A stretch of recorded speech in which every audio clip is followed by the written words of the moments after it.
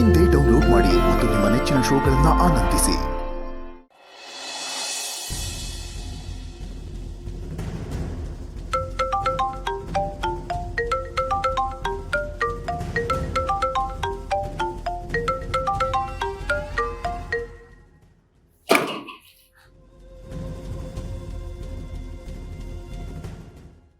Hello ಅಮ್ಮ. ಇನ್ನು ಕೆಲಸದಲ್ಲೇ ಇದೆಯಪ್ಪ? ಹ್ಞೂ ಅಮ್ಮ, ಇನ್ನೇನು ಮುಗಿಯುತ್ತೆ. ಇವತ್ತು ಹೇಗಿತ್ತಪ್ಪ ಕೆಲಸ? ಪರವಾಗಿಲ್ವಾ? ಚೆನ್ನಾಗಿತ್ತಮ್ಮ, ಏನೂ ಕಷ್ಟ ಇಲ್ಲ.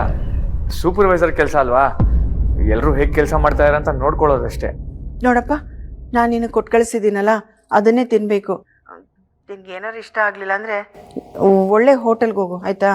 ಸರಿ ಅಮ್ಮ. ಹೌದು, ಎಲ್ಲಿ ಉಳ್ಕೋತಾ ಇದೆಯಾ? ದೀಪಂಗೆ ಏನಾದ್ರು ಫೋನ್ ಮಾಡಿ ಹೇಳಪ್ಪ. ಬೇಡಮ್ಮ, ಇಲ್ಲಿ ಉಳ್ಕೊಳ್ಳೋಕ್ಕೆ ನನಗೆ ಕ್ವಾರ್ಟರ್ಸೇ ಕೊಟ್ಟಿದ್ದಾರೆ. ಹೌದೇನಪ್ಪ? ಹೌದು. ಅಲ್ಲೇನು ತೊಂದರೆ ಇಲ್ಲ ತಾನೇ? ಏನೂ ತೊಂದರೆ ಇಲ್ಲಮ್ಮ, ನಾನು ಆರಾಮಾಗಿದ್ದೀನಿ. ಸರಿನಪ್ಪ. ಅಪ್ಪ ಹೇಗಿದ್ದಾರೆ? ಕೆಲ್ಸಕ್ಕೆ ಹೋಗಿದಾರಪ್ಪ, ಇನ್ನೂ ಬಂದಿಲ್ಲ. ಇವತ್ತು ನಿನ್ನ ಕೆಲಸ ಸಿಕ್ತಲ್ಲ ಅನ್ನೋ ಖುಷಿನಲ್ಲೇ ಡ್ಯೂಟಿಗೆ ಹೋದ್ರು. ಹೌದಾ? ಮಗ ಒಳ್ಳೆ ಕಡೆ ಕೆಲ್ಸಕ್ಕೆ ಸೇರಿದ್ದಾನೆ, ಜೀವನದಲ್ಲಿ ಸೆಟ್ಲ್ ಆಗ್ತಿದ್ದಾನೆ ಅಂದರೆ ಎಂಥ ತಾಯಿ ತಂದೆಗೂ ಖುಷಿ ಅಲ್ವೇನಾ? ನೋಡು, ಈಗ ನಿಮ್ಮಪ್ಪ ಸ್ಟೇಷನ್ಗೆ ಹೋಗಿದ್ದಾರಲ್ಲ, ಅಲ್ಲೆಲ್ರಿಗೂ ನಿನ್ನ ಬಗ್ಗೆ ಹೇಳಿ ಹೊಗಳ್ತಿರ್ತಾರೆ. ಸರಿ ಬಿಡಪ್ಪ, ನೀನು ರೂಮ್ಗೆ ಹೋಗಿ ರೆಸ್ಟ್ ಮಾಡು. ಸರಿ ಅಮ್ಮ.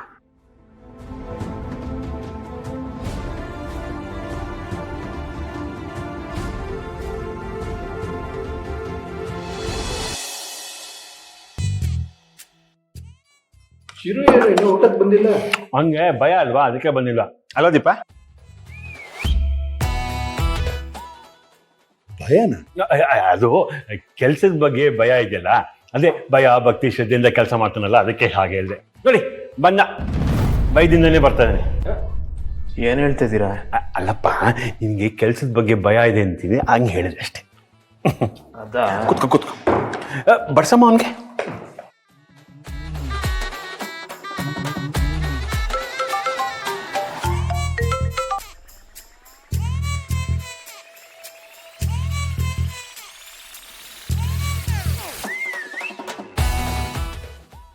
ಯಾಕೋ ಚಿರು, ಇನ್ನೂ ಭಯ ಹೋಗಿಲ್ವಾ?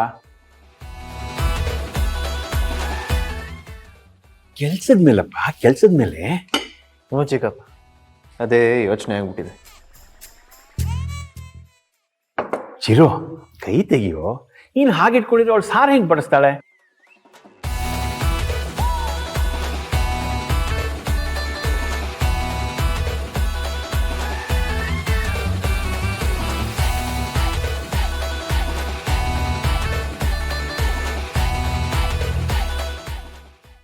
ದೀಪ, ಸಾಕು ಕಣಮ್ಮ, ತಟ್ಟೆಲಿ ಅನ್ನನೇ ಮುಚ್ಚೋಯ್ತು.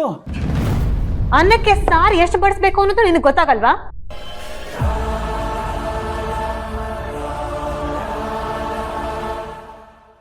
ಚಿರಗ್ ಅವಮಾನ ಮಾಡ್ಬೇಕು ಅಂತಾನೆ ಹೀಗ್ ಮಾಡ್ತಿಯಾಳೆ. ಮೈ ಮೇಲೆ ಪ್ರಜ್ಞೆ ಇದ್ರೆ ಎಲ್ಲಾನು ಗೊತ್ತಾಗುತ್ತೆ. ಸುಕನ್ಯಾ, ಏನಾಯ್ತು ಅಂತ ಹೀಗೆ ಬೈತಾ ಇದೀಯಾ? ಪಾಪ ಬಡಿಸ್ಕೊಂಡವನೇ ಸುಮ್ಮನೆ ಇದ್ದಾನೆ, ನಿಂದೇನಮ್ಮ ತಕರಾರು?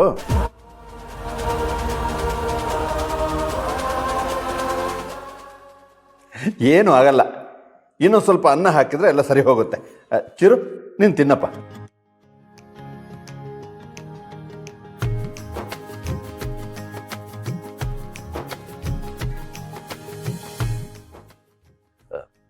ಯಾಕೆಲ್ಲರೂ ಇವತ್ತು ಇಷ್ಟೊಂದು ಸೈಲೆಂಟಾಗಿ ಊಟ ಮಾಡ್ತಾ ಇದ್ದೀರಾ? ಯಾರು ಏನೂ ಮಾತಾಡ್ತಾನೆ ಇಲ್ಲ. ಇಲ್ವಲ್ಲ ಪ್ರಭಾಕರ್, ದೀಪ ಚಿರು ಏನು ಮಾಡ್ಬಿಟ್ಟಿಲ್ಲ.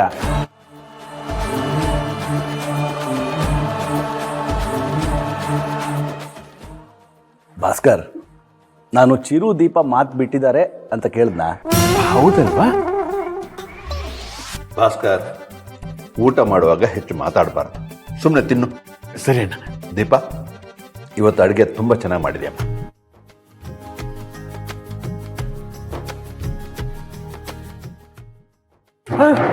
ಚಿರು, ನೀ ಎಲ್ಲಿ ಹೋಗ್ತಿದ್ಯಾ? ತಟ್ಟೆಲಿ ಇನ್ನೂ ಅನ್ನ ಎಲ್ಲ ಹಂಗೆ ಇದೆ. ದೀಪ ಮನೆಗೆ ಬಂದಾಗ ಏನ್ ಅಂದ್ಲು ಜ್ಞಾಪಿಸ್ಕೋ? ಏನು? ಅನ್ನಂ ಪರಬ್ರಹ್ಮ ಸ್ವರೂಪಂ. ಅನ್ನದಲ್ಲಿ ಪರಮಾತ್ಮ ಇರ್ತಾನೆ ಕಣೋ. ತಟ್ಟೆಲಿ ಅನ್ನ ಹಾಗೆ ವೇಸ್ಟ್ ಮಾಡಿದ್ರೆ ದೇವರಿಗೆ ಅವಮಾನ ಮಾಡ್ದಂಗಾಗತ್ತೆ. ಕೂತ್ಕೋ ಕೂತ್ಕೋ. ದೀಪ, ಚಿರುಗ್ ಬಡ್ಸಾಯ್ತಲ್ಲ, ಈಗ ನೀನು ಕೂತ್ಕೊಂಡು ಊಟ ಮಾಡಮ್ಮ. ಪರವಾಗಿಲ್ಲ ಚಿಕ್ಕ ಮಾವ, ನಾನು ಆಮೇಲೆ ಮಾಡ್ತೀನಿ. ದೀಪನ ಊಟಕ್ಕೆ ಕುತ್ಕೊಂಡ್ರೆ ಇಲ್ಲಿ ಬಡ್ಸವ್ರು ಯಾರು? ಅಯ್ಯೋ, ನಿಂದಿನ್ನೂ ಊಟ ಆಗಿಲ್ವೇನೆ?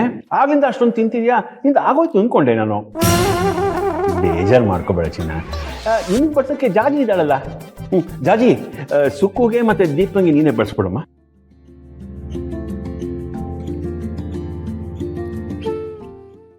ಗಂಡ ಹೆಂಡತಿ ಒಬ್ರು ಪಕ್ಕ ಒಬ್ರು ಕೂತ್ಕೊಂಡು ಊಟ ಮಾಡಬೇಕು ನಮ್ಮ ತರ.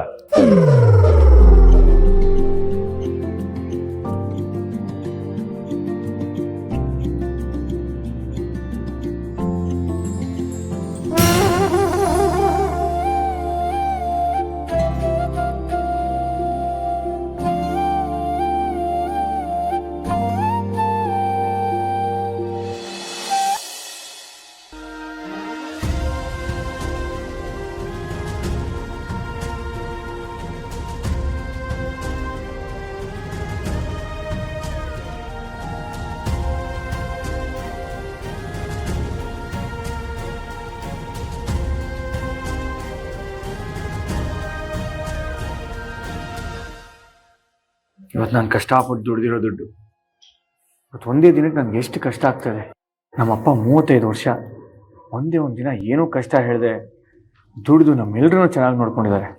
ಅವ್ರು ನಿಜವಾಗ್ಲೂ ಗ್ರೇಟ್. ಇನ್ಮೇಲಾದರೂ ಅವ್ರು ಭಾರ ಕಮ್ಮಿ ಮಾಡಬೇಕು. ಇದೇಣ ಇನ್ನೂ ಇಲ್ಲೇ ಕೂತಿದ್ಯಾ?